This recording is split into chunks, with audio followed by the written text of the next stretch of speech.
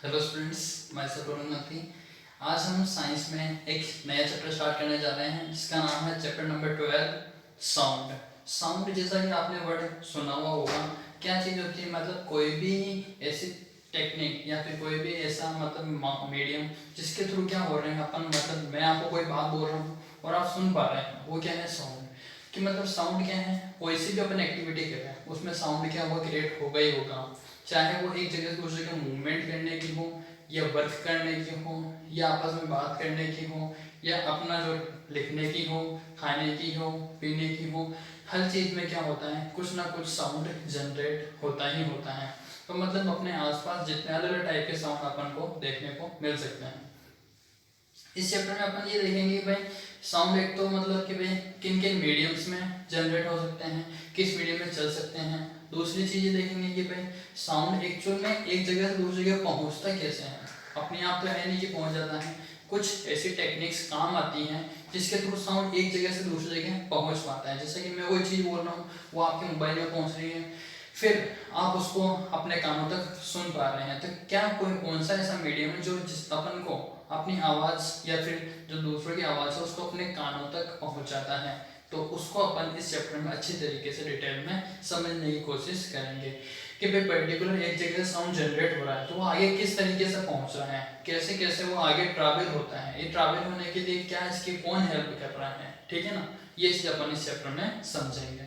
तो शुरू करते हैं। देखिए, sound, we can produce sound by plucking, scratching, rubbing, blowing और shaking different objects। अपन क्या करते हैं, साउंड को प्रोड्यूस कर सकते हैं बहुत सारे तरीके से। प्लग कर करके, स्क्रैच कर करके, रब कर करके, ब्लोइंग मतलब हवा वगैरह के थ्रू, शेकिंग अपने हाथ हिला करके। उन सब तरीकों से क्या होता है, अलग अलग एक्टिविटीज हैं जिनके थ्रू अपन साउंड को जनरेट कर सकते हैं।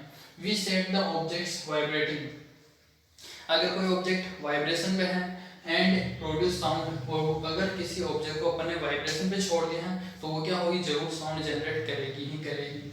Vibration means a kind of rapid to and from motion of an object. Vibration का मतलब क्या होता है, जैसे ये अपने पास मार्कर है, वाइब्रेशन होगा तो कैसे होगा, ये मतलब दोनों तरफ से क्या होगा, इस तरीके से मूव करना स्टार्ट हो जाएगा। तो मतलब क्या है, इधर से उधर बार बार मूवमेंट जो हो रहा है ना, वही क्या एक्चुअल में वाइब्रेशन है। तो the sound of human voice is produced due to vibration in vocal cord. अपने वोकल कॉर्ड में भी जो वाइब्रेशन की वजह से क्या होती है, साउंड जनरेट हो पाता है। अदरवाइज क्या होगा कि भाई अगर अपने वोकल कॉर्ड में वाइब्रेशन नहीं होगा ना तो साउंड जनरेट होना भी पॉसिबल नहीं है, ठीक है। तो देखिए अब अपन समझते हैं प्रोपोगेशन ऑफ साउंड, यानी कि साउंड एक जगह से दूसरी जगह कैसे ट्रैवल करता है, इसको समझने जा रहे हैं। प्रोपोगेशन मतलब पहुंचना एक जगह से दूसरी जगह पे। Sound is the produced by vibrating the objects. Sound कैसे प्रोड्यूस किया जाता है, किसी भी ऑब्जेक्ट को वाइब्रेट कराने की वजह से करा करके। द मैटर और substance through which sound is transmitted is called medium.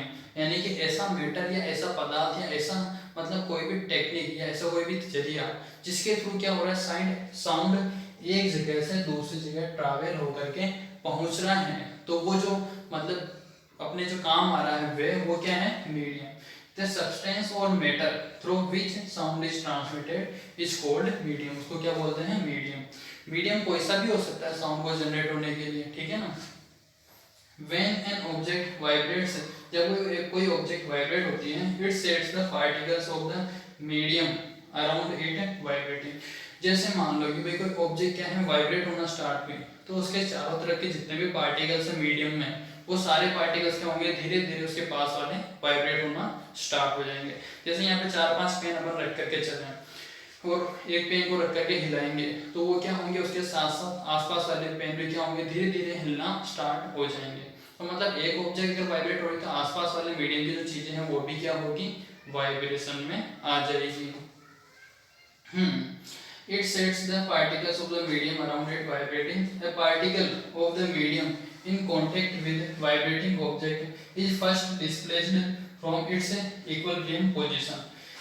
यानी कि क्या होता है कि भाई जैसे फर्स्ट वाली ऑब्जेक्ट है उसने क्या करा है, दूसरी वाली ऑब्जेक्ट को वाइब्रेशन में क्रिएट, मतलब वाइब्रेशन उसमें क्रिएट करा है, तो फिर वो क्या होगा, वो सेकंड वाली जो ऑब्जेक्ट है वो वाइब्रेशन में आ गई। इट देन एग्जिस्ट है force on the adjacent particle, तो उससे क्या हुआ, उसके पास वाले ऑब्जेक्ट पे क्या हो गया, एक फोर्स जनरेट हो गया, तो उसमें भी वाइब्रेशन होगा। फिर उसके पास वाली ऑब्जेक्ट है उसमें भी वाइब्रेशन होगा।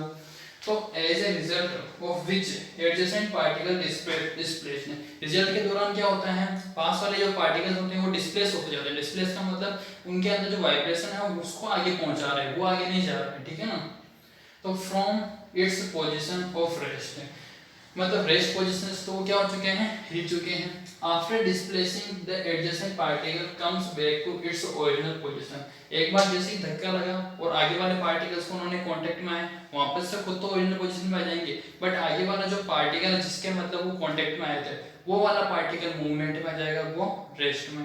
तो वो आगे वाला किसी दूसरे कांटेक्ट में है वो मूवमेंट में आएगा, और वो ये वाला वापस से नॉर्मल कंडीशन में comes back to its original position. This process continue, ये प्रोसेस क्या होती है, कंटिन्यू लगातार होती ही रहती है till the sound reaches over ear, जब तक कि जो साउंड है अपने कानों तक पूरी तरीके से नहीं पहुंच जाता है, ठीक है।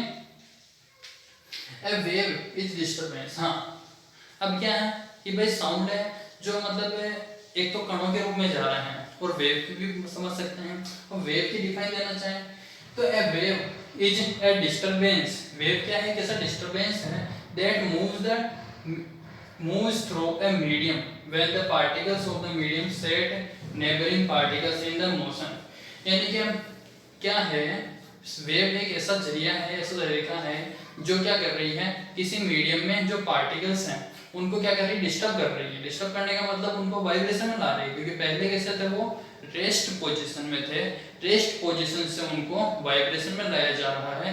वाइब्रेशन में आने की वजह से वो क्या होगी, फटाफट मूवमेंट होंगे, और मूवमेंट के रूप में वो रे बनेगी एक, यानी कि वेव बनेगी, उस वेव के रूप में फिर जो साउंड जनरेट होगा, ठीक है। Sound waves are characterized by the motion of the particles in the medium and are called mechanical waves. Sound waves जो होती हैं वो मतलब जो मोशन हो रहा है इनके पार्टिकल्स का उनसे डिसाइड की जाती हैं, एंड उनको बोलते हैं मैकेनिकल वेव्स, ठीक है। Air is the most common medium through which sound travel, air सबसे कॉमन मीडियम है जहाँ से अपन साउंड को जनरेट कर सकते हैं या ट्रैवल कर सकता है sound. When a vibrating object move forward, जब कोई वाइब्रेटिंग ऑब्जेक्ट आगे की तरफ जाती है, it pushes and compress the air in front of it, यानी क्या करती हैं, वो आगे वाले एयर के जो पार्टिकल्स होते हैं उनको कंप्रेस करती हैं, and compress the air in front of it, आगे सामने वाले पार्टिकल क्या कर रही है, कंप्रेस कर रही है, जिससे उनके ऊपर क्या लग रहा है, दबाव लग रहा है, और वो कहाँ जा रहे हैं, आगे की तरफ, and creating a region of high pressure, यानी कि हाई प्रेशर वाला एक रीजन बन जाता है आगे की तरफ। तो आगे की तरफ हाई प्रेशर वाला जैसे रीजन बना, उस रीजन को अपन बोलते हैं कंप्रेशन, क्या बोलेंगे, कंप्रेशन। उसको रिप्रेजेंट करेंगे कैपिटल सी से, ठीक है।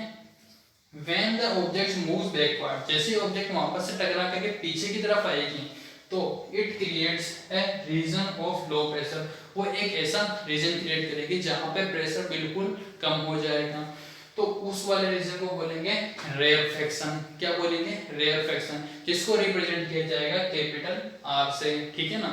फिर आती है अपने पास बात की These make sound wave that propagate through the medium, यानी कि ये चीजें हैं कंप्रेशन और रेयरफेक्शन, ये मिलकर के बनाती है साउंड वेव जो ट्रैवल करती है किसी भी मीडियम में और अपन तक मतलब उस साउंड को पहुंचाने का काम करती है। तो ये था हमारा तरीका जिसके थ्रू क्या होता है, साउंड आगे से आगे पार्टिकल्स से होता हुआ वाइब्रेशन से आगे अपने कानों तक पहुंचता है। इसी के थ्रू अपन मतलब कोई भी चीज होती जो सुन पाते हैं, ठीक है। तो इस टॉपिक के साथ में आज की क्लास तो हमारी यही ओवर होती है, मतलब एक नॉर्मल इंट्रोडक्शन था जो हमारे चैप्टर का, वो हमने आज समझा। आगे क्या आने वाली क्लास में इसके आगे के जो टॉपिक्स है डिटेल में हम उनको पढ़ेंगे, ठीक है। आज की क्लास हमारी यही ओवर होती है।